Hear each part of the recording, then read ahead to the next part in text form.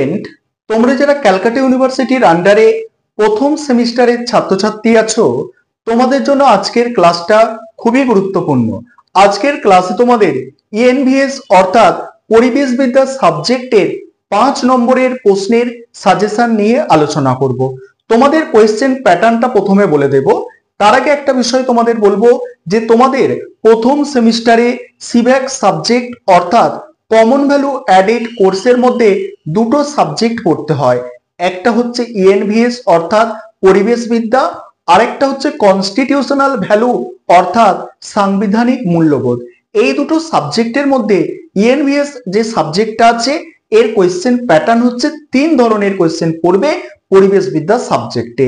এক হচ্ছে তোমাদের 1 নম্বরের এমসিকিউ পড়বে 10টা, দ্বিতীয় হচ্ছে তোমাদের 2 নম্বরের এসএকিউ থাকবে 10টা, এবং তোমাদের 3 নম্বর যে প্রশ্নের ধরন সেটা হচ্ছে 5 নম্বরের প্রশ্ন 4টে থাকবে। 5 নম্বরের প্রশ্ন 4টে। তাহলে পরিবেশবিদ্যা সাবজেক্টের ফুল মার্কস 50 নম্বরে পরীক্ষা হচ্ছে। সেখানে 10 নম্বরের 10টা এমসিকিউ থাকছে অর্থাৎ 1 নম্বর করে 10টা এমসিকিউ, 2 নম্বরের প্রশ্ন 10টা অর্থাৎ সেখানে 20 গেল, এবং 5 নম্বরের প্রশ্ন 4টে সেখানে 20। টোটাল 50 নম্বরের পরীক্ষা হবে এই পরিবেশবিদ্যা সাবজেক্টে। আর কনস্টিটিউশনাল ভ্যালু সাবজেক্টের যে কোয়েশ্চেন প্যাটার্ন তোমরা জানো যে 25 নম্বরের দুটো প্রশ্ন থাকবে, সেটা এই ভিডিওর আলোচ্য বিষয় নয়। আজকে আমরা এবারে দেখে নেব যে এই যে ইএনভিএস অর্থাৎ পরিবেশবিদ্যা সাবজেক্টটা আছে এর অধ্যায় ভিত্তিক গুরুত্বপূর্ণ 5 নম্বরের প্রশ্ন। তাহলে তোমরা দেখে নাও গুরুত্বপূর্ণ 5 নম্বরের যে প্রশ্নগুলো তোমাদের তৈরি করতে হবে। আরেকটা বিষয় তোমাদের বলবো, তোমাদের জন্য বিগত বছরগুলির মতো এবছরেও অনলাইন কোচিং ক্লাস শুরু হয়েছে। তোমরা যারা অ্যাডমিশন নিতে ইচ্ছুক আছো, স্ক্রিনে যে নম্বরটা দেখতে পাচ্ছ এই নম্বরে যোগাযোগ করে অ্যাডমিশন নিতে পারো। আমাদের সপ্তাহে 2 দিন করে ক্লাস হয়ে থাকে, তার জন্য পার মান্থ 200 টাকা করে ফিস নেওয়া হয়। চলো তোমরা সম্পূর্ণ সাজেশনটা দেখে নাও। এবারে তোমরা অধ্যায় ভিত্তিক 5 নম্বরের প্রশ্নগুলো দেখে নাও। তার আগে একটা বিষয় তোমাদের বলার আছে, যেখানে একটু প্রশ্নের সংখ্যা বেশি রাখা হয়েছে, কারণ বরাবরই যেটা দেখা গেছে ক্যালকাটা ইউনিভার্সিটি পরিবেশবিদ্যা সাবজেক্টের প্রশ্নপত্র একটু কঠিন করে থাকে। সেক্ষেত্রে যদি খুব কম সংখ্যক প্রশ্ন তোমরা পরীক্ষার জন্য করে যাও, সেক্ষেত্রে সাপ্লি আসতে পারে। তাই তোমাদের জন্য প্রশ্নের সংখ্যা একটু বেশি রাখা হয়েছে। দেখো, প্রথম অধ্যায় থেকে যে প্রশ্নগুলো তোমাদের তৈরি করতে হবে, পরিবেশের গুরুত্ব সম্পর্কে আলোচনা করো। দ্বিতীয় প্রশ্ন, পরিবেশের ব্যাপ্তি বা পরিধি সম্পর্কে আলোচনা করো। 3 নম্বর প্রশ্ন, পরিবেশবিদ্যার বহুমুখিতা সম্পর্কে আলোচনা করো। 4 নম্বর প্রশ্ন, স্থিতিশীল উন্নয়ন কাকে বলে, এর প্রকৃতি বা বৈশিষ্ট্য উল্লেখ করো। পরের প্রশ্ন আছে স্থিতিশীল উন্নয়নের লক্ষ্যগুলি আলোচনা করো। তারপরের প্রশ্ন, লো কার্বন লাইফস্টাইল সম্পর্কে আলোচনা করো। পরের প্রশ্ন, মিশন লাইফ সম্পর্কে আলোচনা করো। এবার 2 নম্বর অধ্যায় থেকে যে প্রশ্ন তৈরি করতে হবে, দেখো প্রথম প্রশ্ন, বাস্তুতন্ত্র কি? বাস্তুতন্ত্রের উপাদানগুলির মধ্যে পারস্পরিক ক্রিয়া প্রতিক্রিয়া সম্পর্কে আলোচনা করো। তারপরের প্রশ্ন আছে ইকোলজি ও ইকোসিস্টেম বলতে কি বোঝো। নেক্সট প্রশ্ন, ইকোসিস্টেমের গঠন ও কার্যাবলী আলোচনা করো। পরের প্রশ্ন, খাদ্য শৃঙ্খল কাকে বলে? বিভিন্ন প্রকার খাদ্য শৃঙ্খল সম্পর্কে আলোচনা করো। তার সঙ্গেই আছে খাদ্য জাল সম্পর্কে আলোচনা করো। পরের প্রশ্ন হচ্ছে খাদ্য পিরামিড কাকে বলে? এর প্রকারভেদ আলোচনা করো। নেক্সট প্রশ্ন, বাস্তুতন্ত্রে শক্তির বহমানতা বলতে কি বোঝো? পরের প্রশ্ন, জনসংখ্যার বাস্তুবিদ্যা বলতে কি বোঝো? পরের প্রশ্ন, সম্প্রদায়ের বাস্তুবিদ্যা বলতে কি বোঝো?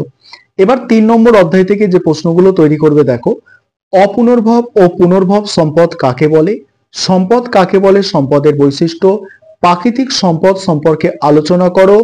জল বিবাদ সম্পর্কে টিকা। বন্যা কি, বন্যার কারণ। খরা কি, খরার কারণ। শক্তি উৎপাদনে পরিবেশগত প্রভাব লেখো। সবুজ শক্তি কি, এটি কিভাবে কাজ করে, এর প্রকারভেদ। তারপরে আছে দেখো পরের প্রশ্ন, প্রাকৃতিক সম্পদ অ্যাকাউন্টিং কি? প্রাকৃতিক সম্পদ অ্যাকাউন্টিং এর তাৎপর্য।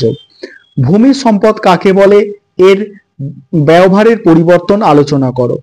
তারপর দেখো জমির মানের অবনমন সম্পর্কে লেখো। ভূমিক্ষয় ও মরুকরণ সম্পর্কে লেখো। অরণ্য সম্পদের গুরুত্ব লেখো।